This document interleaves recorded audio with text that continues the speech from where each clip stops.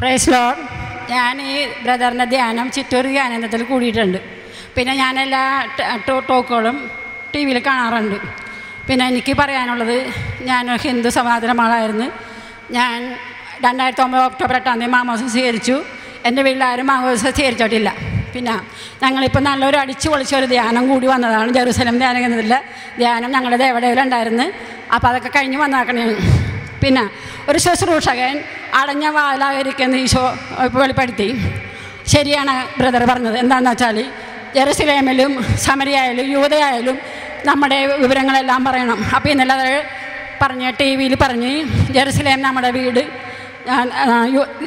യൂദയായി നമ്മുടെ നാടുകളെല്ലാനും.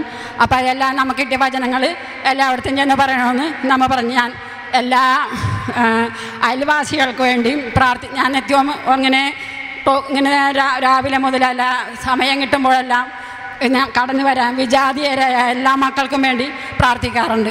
പിന്നെ ക്രിസ്ത്യാനികളാണെന്ന് വെച്ചാൽ മക്കൾ എല്ലാവരും ഇത് അറിഞ്ഞാണ് ജീവിക്കുന്നത്. ഞങ്ങളുടെ ഹിന്ദുക്കളായ മക്കൾ ഇതൊന്നും അറിഞ്ഞിട്ടില്ല. അവർ പാവം ചെയ്തും ഞങ്ങളുടെ വീട്ടിലുള്ള മക്കളും പാവം ചെയ്തുമാണ് ജീവിക്കുന്നത്. അപ്പോൾ അതുകൊണ്ട് ഞാൻ വളരെയേറെ വേദനിക്കുകയാണ്. അപ്പോൾ എൻ്റെ ജീവിത പങ്കാളോട് ഞാൻ ഇന്നലെ പറഞ്ഞ് എനിക്ക് മരിക്കണം എന്ന് ഞാൻ പറഞ്ഞു. അപ്പോൾ എന്നോട് ചോദിച്ചു, നീ എന്താണ് ഇത്ര മരിക്കാൻ? എനിക്ക് ഈശോനെ കാണണം. അവിടെ ചേർന്ന് ഇന്ന് അനേകം മക്കൾക്ക് വേണ്ടി മധ്യസ്ഥം യാചിച്ച് പ്രാർത്ഥിക്കണം.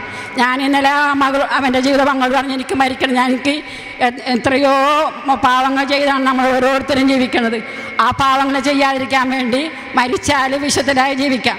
അപ്പം ഞാൻ അൽഫോൻസാമ്മയുടെ കാര്യം, കൊച്ചുത്രേസ്യയുടെ കാര്യമൊക്കെ ഇങ്ങനെ ആലോചിച്ച് പ്രാർത്ഥിച്ചുകൊണ്ടാണ് ഞാൻ കിടക്കുന്നത്. പിന്നെ ഞാൻ ഇന്ന് ഈ സഹോദരനോട് പറഞ്ഞ് ഇനി മരിക്കാൻ ആഗ്രഹിച്ചാൽ മതി. അപ്പോൾ ആ സഹോദരി ഇന്ന് ഒരുപാട് ജോലികളൊക്കെ കഴിഞ്ഞ് കഷ്ടപ്പെട്ടാണ് വന്നാക്കണത് ധ്യാനം കൂടാൻ. അപ്പോൾ ഞാൻ അതിനോട് പറഞ്ഞു, ഈ നല്ലൊരു മരണത്തിന് വേണ്ടി പ്രാർത്ഥിച്ചാൽ മതി.